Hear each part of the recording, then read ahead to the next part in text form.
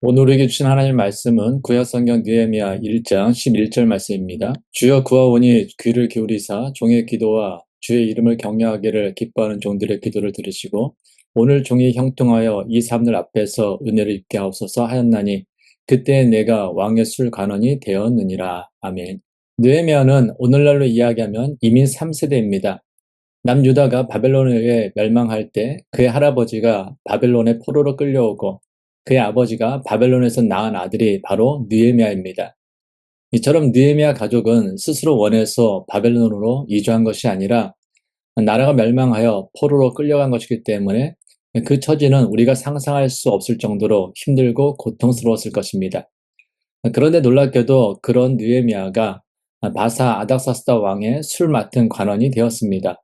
오늘 보면 11절 하반절입니다. 오늘 종이 형통하여 이 사람들 앞에서 은혜를 입게 하옵소서 하였나니 그때 내가 왕의 술 관원이 되었느니라. 당시 왕의 술 관원은 매우 높은 직책이었습니다. 왕의 술 관원은 왕이 마시는 술을 관할하며 또 술잔을 가지고 왕 앞에 나아가 따르는 고위 관직이었습니다. 또한 왕의 술 관원은 왕의 음식을 맛보는 일과 왕의 침실을 맡아보는 일과 더불어 경호하는 일을 맡기도 했습니다. 특히 당시의 왕들 주변에는 항상 독살의 위험이 도사리고 있었습니다. 그래서 이 당시의 왕의 술 관원은 왕이 마시는 술에 독이 들어있는지 없는지를 확인해보는 매우 중요한 역할을 담당하고 있었습니다. 이처럼 술 관원은 왕의 생명을 책임지는 사람이기 때문에 왕이 절대적으로 신뢰하는 사람만이 직분을 맡을 수 있었습니다. 그런데 포로민의 자녀로서 이민 3세대인 느헤미야가 이처럼 중요한 일을 감당하는 높은 직책에 오른 것입니다. 그럼 어떻게 느헤미야는 이방 나라에서 이처럼 성공할 수 있었을까요? 우리는 그 비밀은 방금 읽은 11절 하반절에 나오는 느헤미야의 고백을 통하여서 알 수 있습니다. 오늘 종이 형통하여 이 사람들 앞에서 은혜를 입게 하옵소서 하였더니 그때 내가 왕의 술 간원이 되었느니라. 포로민의 자녀로서 이민 3세대인 느헤미야가 왕의 술 간원이라는 높은 위치에 오를 수 있었던 것은 하나님께서 그를 형통하게 하여 은혜를 베푸셨기 때문입니다. 그렇습니다. 하나님께서 형통하게 하시면 포로민의 자녀로서 이민 3세대인 느헤미야도 왕의 술 간원이라는 높은 자리에 오를 수 있습니다. 우리는 이와 같은 진리를 요셉을 통해서도 너무나 잘 알고 있지 않습니까? 요셉은 애굽에 노예로 팔려온 사람입니다. 그럼에도 그는 애굽에서 바로 다음으로 가장 높은 위치인 총리가 되었습니다. 물론 그에게 고난과 시련이 없었던 것은 아닙니다. 주인의 아내를 성추행하려 했다라는 억울한 누명을 쓰고 감옥에 갇히기도 했었습니다. 그러나 하나님께서는 항상 요셉과 함께 하시며 요셉에게 은혜를 베풀어 주셨습니다. 그리고 요셉은 애굽의 총리로서 애굽과 그 주변 나라와 그의 가족을 7년 대흉년으로부터 구하였습니다. 지난주에 함께 말씀을 나눈 다니엘도 그랬습니다. 다니엘도 나라가 멸망하여 바벨론의 포로를 끌려왔지만 하나님께서 은혜를 베푸시어 바벨론의 총리로 세워주셨습니다. 그는 4명의 왕이 바뀌고 바사가 바벨론을 멸망시킨 후에도 여전히 변함없이 자신의 자리를 지켰습니다. 그 이유는 하나님께서 그를 형통하게 하시며 은혜를 베푸셨기 때문입니다. 그래서 우리는 어떤 상황 속에서도 하나님만 바라보며 하나님만 의지하며 하나님과 함께 살아야 합니다. 우리를 영원히 책임져 주시는 분은 하나님이시기 때문입니다. 그러나 우리가 잊지 말아야 할 사실이 하나 있습니다. 오늘 본문 11절입니다. 주여 구하오니 귀를 기울이사 종의 기도와 주의 이름을 경외하기를 기뻐하는 종들의 기도를 들으시고 오늘 종이 형통하여 이 사람들 앞에서 은혜를 입게 하옵소서 하였나니 그때 내가 왕의 술 간원이 되었느니라. 느헤미야는 가만히 앉아서 하나님의 은혜를 구하는 사람이 아니었습니다. 그런 하나님에 대한 믿음으로 자신에 대하여 하나님께 온전히 맡기며 늘 언제나 기도하는 사람이었습니다. 뒤에서 살펴보겠지만 사실 느헤미야는 왕의 술 관원이 되기 위하여 기도한 사람은 아닙니다. 느헤미야는 사실 이미 왕의 술 맡은 관원이었습니다. 그러므로 이 구절은 느헤미야가 기도하는 중에 하나님께서 자신을 왕의 술 맡은 관원으로 세우신 그 이유를 깨달았다라는 고백입니다. 이와 같은 사실을 이해하기 위해서 우리는 느헤미야가 살았던 그 시대의 예루살렘의 상황에 대하여 살펴보아야 합니다. 느헤미야 1장 2절 3절입니다. 내 형제들 가운데 하나인 하나니가 두어 사람과 함께 유다에서 내게 이를 얻기로 내가 그 사로잡힘을 면하고 남아있는 유다와 예루살렘 사람들의 형편을 물은즉 그들은 내게 이르되 사로잡힘을 면하고 남아있는 자들이 그 지방 거기에서 큰 환란을 당하고 능욕을 받으며 예루살렘 성은 허물어지고 성문들은 불탔다 하는지라. 느헤미야 형제들 가운데 하나인 하나니가 예루살렘에 다녀왔습니다. 그래서 느헤미야는 하나니에게 예루살렘의 상황에 대하여 물었습니다. 그랬더니 하나니가 좋은 소식은 전해주지 못하고 다음같이 이야기합니다. 내가 예루살렘에 가봤더니 포로로 잡혀가지 않고 예루살렘에 남아있는 자들도 큰 환난과 능욕을 받으며 예루살렘 성은 모두 무너져 버렸고 성문들은 모두 불탔다라는 것입니다. 하나님으로부터 조국 예루살렘의 상황에 대하여 전해들은 느헤미야는 큰 충격을 받았습니다. 왜냐하면 예루살렘 성은 하나님께 예배하는 중심지이며 이스라엘 백성들에게는 신앙의 고향 같은 곳이기 때문입니다. 그런데 그곳이 다 파괴되었다라는 것입니다. 더구나 몇 해 전에 에스라가 예루살렘 성벽의 재건을 위해서 먼저 이스라엘 포로들과 함께 예루살렘에 갔는데 성벽이 재건된 것이 아니라 여전히 모두 파괴되어 있다는 그 소식에 느헤미야는 더 큰 충격을 받았던 것입니다. 이스라엘 백성들은 바벨론의 포로로 끌려갔지만 바벨론을 정복한 바사에 의해 이스라엘 포로들은 바사의 고레스 왕 때부터 3차에 걸쳐 예루살렘으로 돌아갔습니다. 그 첫 번째가 BC 537년 수룹바벨의 인도하에 이루어지고 두 번째는 BC 458년에 바사의 아닥사스다 왕 때 에스라의 인도하에 이루어집니다. 그리고 마지막 BC 444년에 느헤미야의 인도로 이루어집니다. 그리고 느헤미야 전에 에스라가 포로들을 이끌고 예루살렘에 간 이유 중에 하나가 바로 무너진 예루살렘 성을 재건하기 위함이었습니다. 그래서 에스라는 예루살렘에 도착하자마자 무너진 예루살렘 성의 재건을 서둘렀습니다.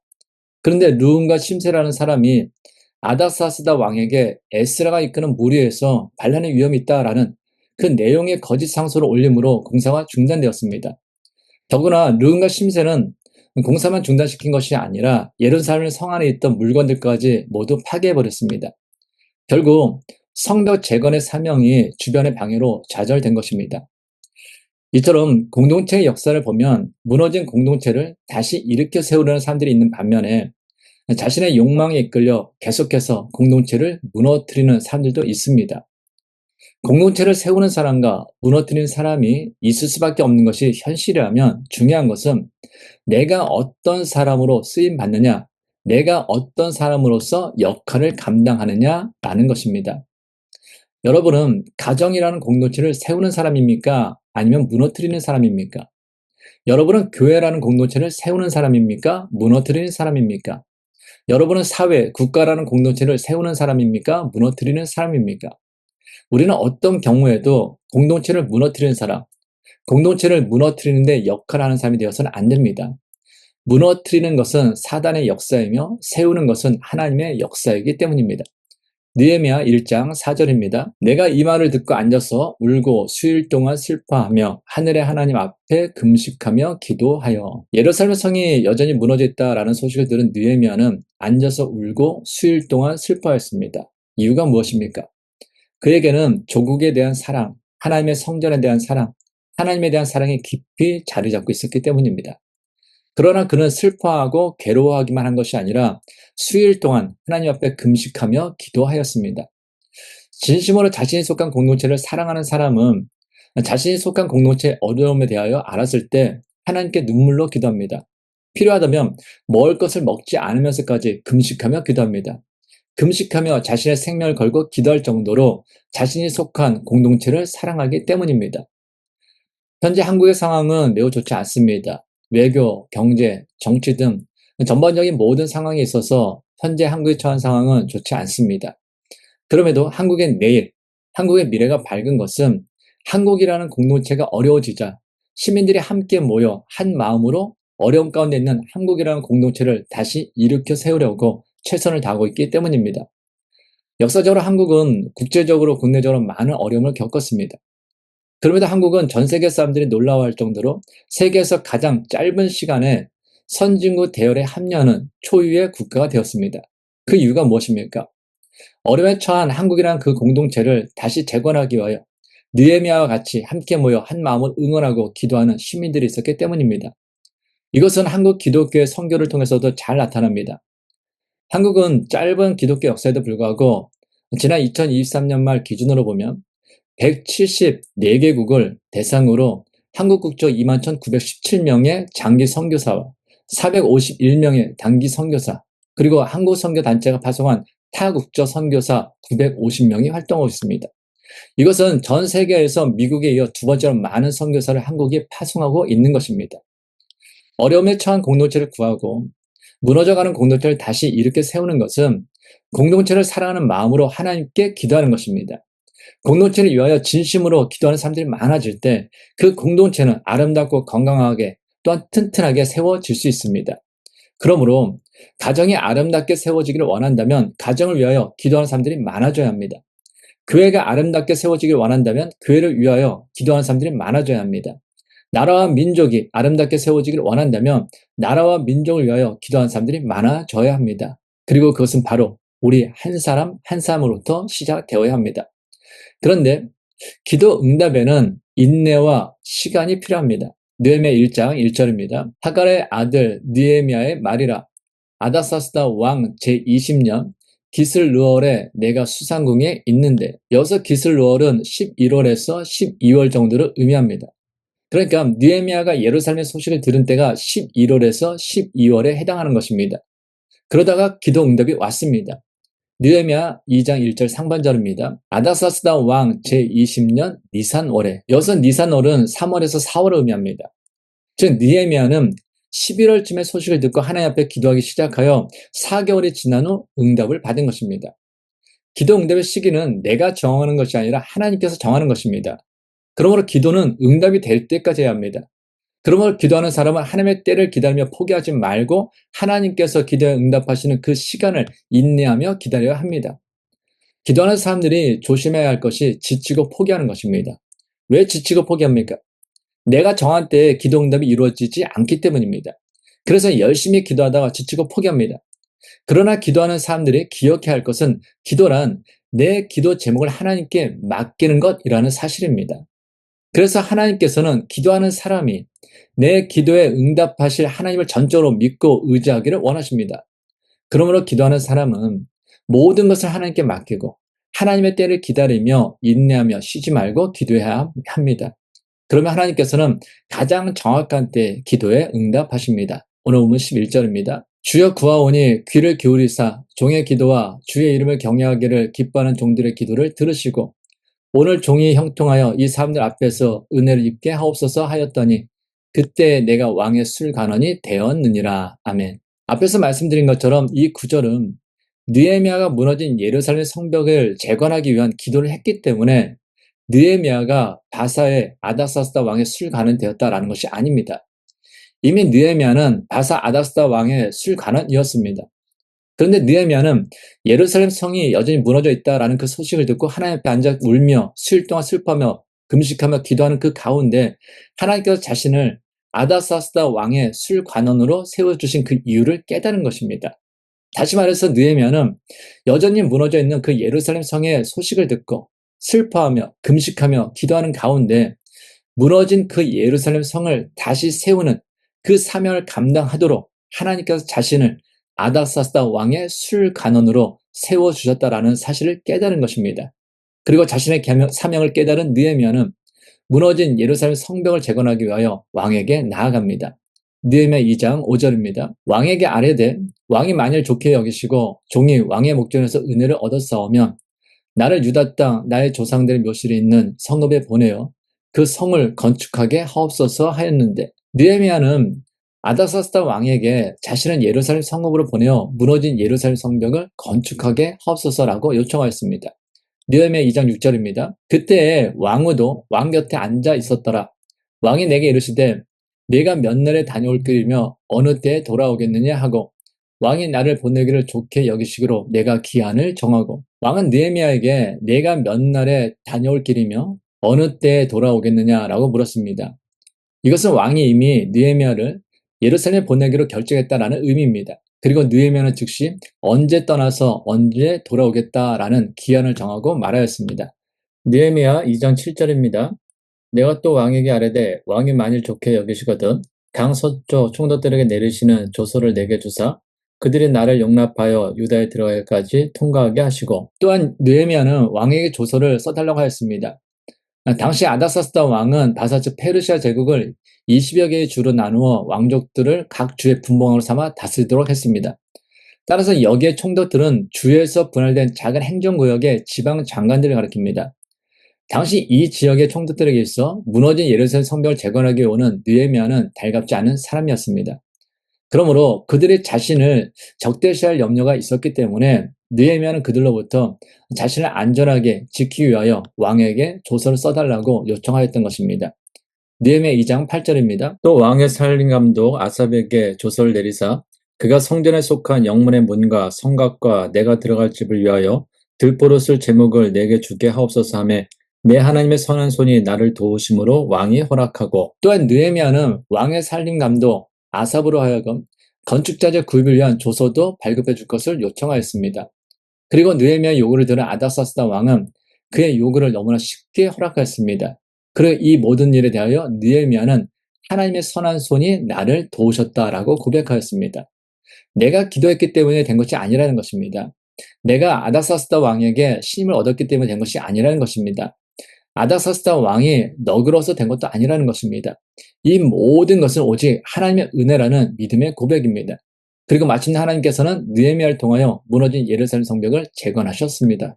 느헤미야 6장 15절입니다. 성벽 역사가 52일 만에 엘루월 25일에 끝남에 BC 586년 바벨론에 의해 남유다가 완전히 멸망당한 후 약 140여 년이 지나도록 방치되어 있었던 그 예루살렘 성벽이 불과 52일 만에 완공되었습니다. 특히 성경은 예루살렘 성벽이 완공된 때가 엘루월 25일이라고 기록하고 있습니다. 엘루월은 오늘날로 하면 8월에서 9월 건기에 해당합니다. 이스라엘은 건기 때가 되면 40도 이상 되는 날씨가 계속되어 걷는 것은 물론 숨쉬기조차 어려울 정도입니다. 그런 날씨에도 불구하고 느헤미야와 유다 백성들은 52일 만에 무너진 그 성벽을 완성하였습니다. 성벽을 이루는 돌덩이는 엄청나게 크고 무겁습니다. 그 돌을 옮겨 다듬고 쌓는 일은 상상 이상으로 힘든 것입니다. 그런데 그들은 그 더운 날씨에도 열악한 환경에도 그 모든 일을 해냈습니다. 그들을 방해하는 산발락과 같은 무리들이 있었음에도 불구하고 140년 동안 무너져 있었던 그 예루살렘 성벽을 불과 52일 만에 재건한 것입니다. 어떻게 이럴 수 있었습니까? 모든 것이 하나님의 은혜입니다. 무너진 공동체를 생각하며 진심으로 슬퍼하며 기도한 그 느헤미야, 기도하는 중에 자신의 사명이 무엇인지 깨달은 그 느헤미야, 자신의 사명을 감당하기 위하여 자신이 할 수 있는 최선을 다한 그 느헤미야, 그리고 그와 함께 한 그 모든 사람들에게 하나님의 은혜가 임하자 140년이라는 기나긴 세월 동안 무너져 있었던 그 예루살렘 성벽이 불과 52일 만에 재건되는 기적을 이룬 것입니다. 우리는 보통 말씀은 영혼의 양식, 기도는 영혼의 호흡이라고 이야기합니다. 건강한 사람에게 있어서 가장 쉬운 것은 숨 쉬는 것입니다. 숨 쉬는 것이 어려운 사람은 없습니다. 누워서 떡 먹기보다 더 쉬운 것이 누워서 숨 쉬는 것입니다. 그런데 아스마, 천식에 걸리거나 또 임종 직전에 있는 사람들을 보면 제일 힘든 것이 또한 숨쉬기입니다. 그래서 기도는 주님을 믿는 우리 그리스도인들이 소유한 능력의 원천이며 동시에 영적 건강의 척도입니다. 왜냐하면 영적으로 건강한 사람은 기도하는 것이 쉽고 쉬지 않고 기도하는 사람이 영적으로 건강하기 때문입니다. 그래서 말씀으로 영혼의 양식을 먹고 기도로 영혼의 호흡을 하는 사람이 영적으로 건강한 믿음의 사람인 것입니다.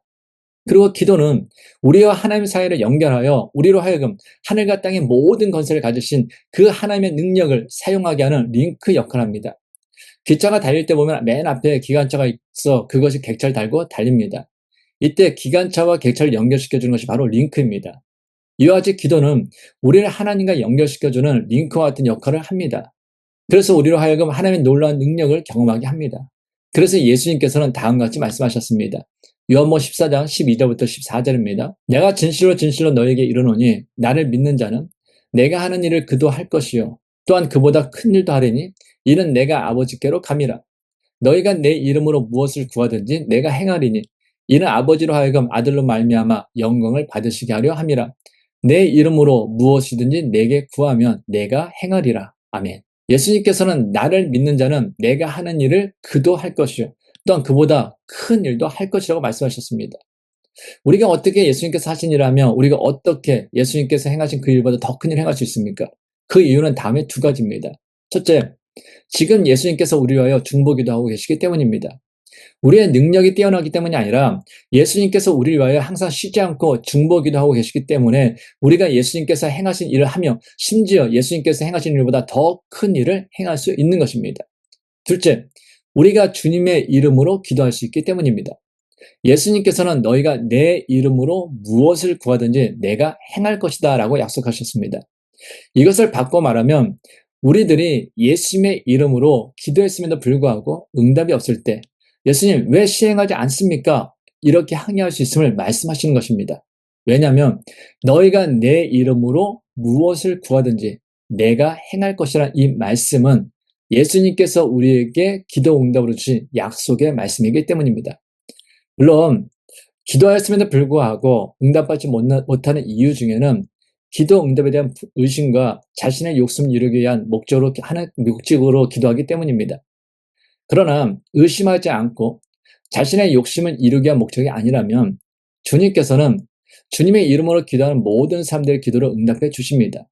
주님께서는 우리를 위하여 십자가에 죽으실 정도로 우리를 사랑하시는 분이시며 기도 응답을 위하여 하나님의 영광을 세상에 드러내기를 원하시는 분이시기 때문입니다. 그러면 우리는 어떤 상황 속에서도 쉬지 말고 날마다 깨어 기도하는 믿음의 사람이 되어야 합니다.